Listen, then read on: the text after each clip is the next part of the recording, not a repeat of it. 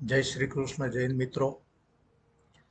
Last વિડીયોમાં આપણે વાત કરી હતી કે વેલ્થ ક્રિએશન ફોર્મ્યુલા શું છે અને એક મિડલ ક્લાસથી ફાઇનાન્શિયલ ફ્રીડમ સુધીની જર્ની કઈ રીતે પાર કરી શકાય.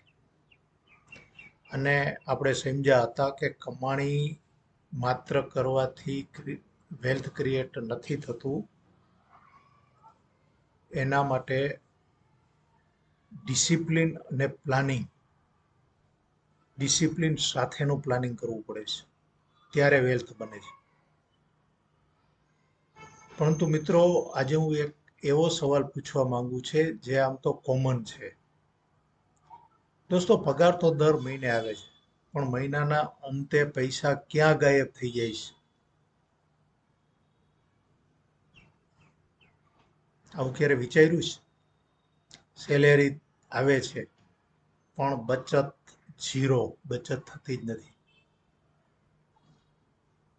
શું ઇન્કમ ઓછી છે કે પછી પ્લાનિંગ નથી? આજે આપણે આના વિશે જ સમજવાના છીએ. હું Mahendrabhai Jivani, ex army, family financial security and wealth planning expert. મારું મિશન 1,11,111 પરિવારોને ફાઇનાન્શિયલી સિક્યોર અને ફાઇનાન્શિયલી અવેર બનાવવાનું છે. અને આજે દોસ્તો, આપણે સમજીશું બજેટ ફોર્મ્યુલા શું છે, expense tracking, smart saving habits અને ફેમિલી ફાઇનાન્શિયલ ડિસિપ્લિન. મિત્રો, ઘણા લોકો ફરિયાદ કરે છે, સેલેરી વધે છે પણ બચત થતી નથી, બોનસ આવે છે પણ ખબર નથી પૈસા ક્યાં ખર્ચાઈ જાય છે, વર્ષો સુધી મહેનત કરે છે પણ બેંક બેલેન્સ નથી વધતું. કારણ શું? કારણ કે પૈસા કમાવાનું શીખ્યા છીએ આપણે બધા, પણ પૈસા મેનેજ કરવાનું નથી શીખ્યા. દોસ્તો, બે મિત્રો હતા અને બંનેની ઇન્કમ 50,000 રૂપિયા. એકની દર વર્ષે સેવિંગ થતી હતી અને બીજો ત્યાં ને ત્યાં જ હતો, એની પાસે કોઈ સેવિંગ નથી. ઇન્કમ સરખી હતી તો પ્લાનિંગ કેમ અલગ? કારણ કે બજેટ પ્લાનિંગ નહોતું. આ બેમાં બીજો કોઈ ફરક નહોતો, માત્ર બજેટ પ્લાનિંગ નહોતું. દોસ્તો, આમાં મિસ્ટેક માણસો શું કરે છે? બધાથી મોટી મિસ્ટેક તો એ કરે છે, ખર્ચ લખતા નથી.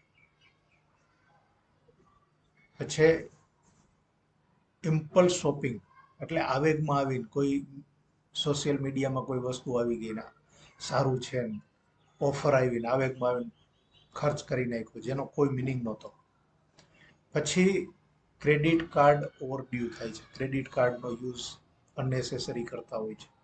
ઈએમઆઈ લાઈફસ્ટાઈલ માટે થઈને ઈએમઆઈ ભરે છે અને સેવિંગને લાસ્ટ ઓપ્શન રાખે છે, જો બધું વધે તો. પણ વધે ક્યાંથી? અને બધાથી મોટી ભૂલ શું કરે છે કે ઇન્કમ વધે ને એટલે અનનેસેસરી લાઈફસ્ટાઈલને વધારી દે છે, સોશિયલ મીડિયામાં પ્રભાવિત થઈને. દોસ્તો, ખરેખર ઇન્કમ વધે ત્યારે ઇન્વેસ્ટમેન્ટ વધારવું જોઈએ, નહીં કે લાઈફસ્ટાઈલ. હવે દોસ્તો, આનું સોલ્યુશન શું છે હું તમને સ્ટેપ બાય સ્ટેપ સમજાવીશ. સ્ટેપ 1, 50-30-20 રૂલ્સ, જે હું હંમેશા કહું છું, એનો યુઝ કરો. ઇન્કમને 3 ભાગમાં વહેંચો. 50% ઘરમાં આપી દો જરૂરી ખર્ચ માટે. 30% તમે વાંટ્સ, જે ચાલે, ન કરો તો પણ, ને કરો તો પણ ચાલે એવી લાઈફસ્ટાઈલને અપગ્રેડ કરવા માટેનો યુઝ કરો.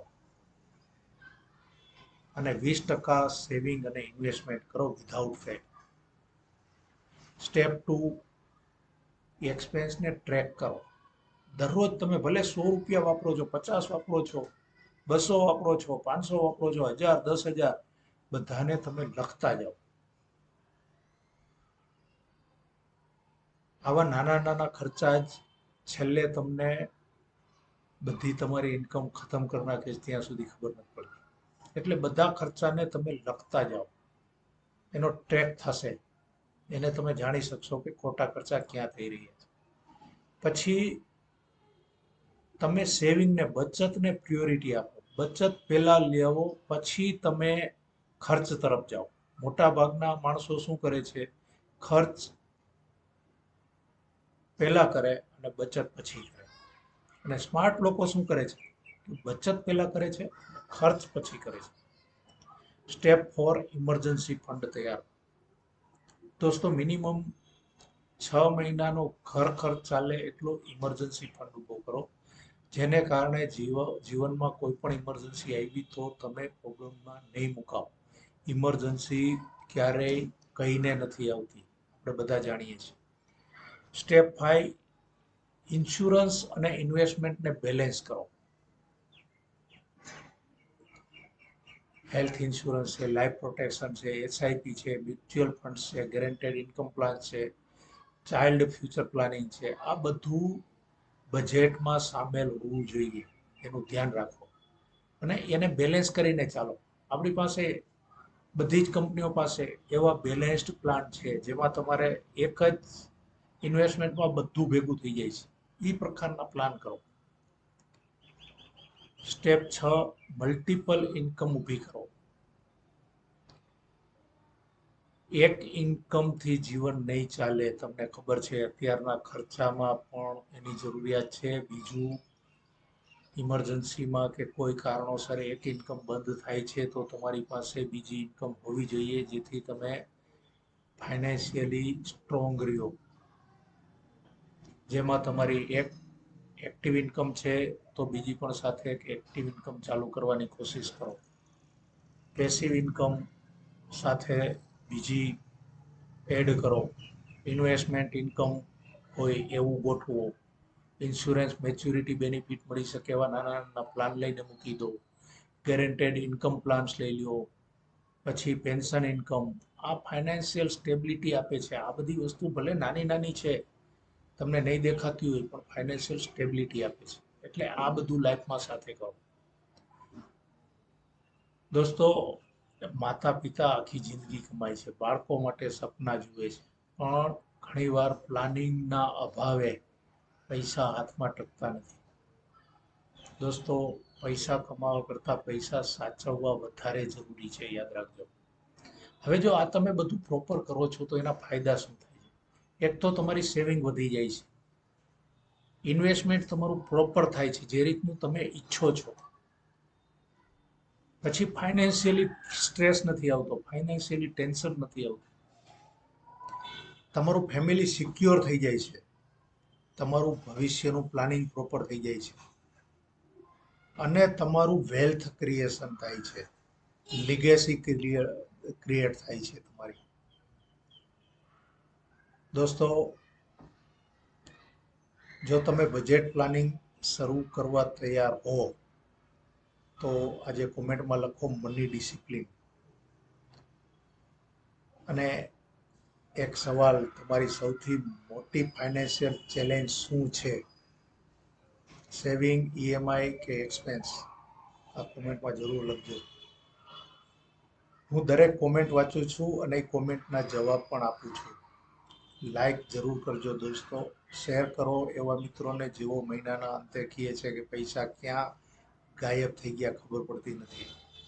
ફોલો જરૂર કરજો દોસ્તો, કારણ કે અહીં માત્ર ફાઇનાન્સ નહીં, પરિવારની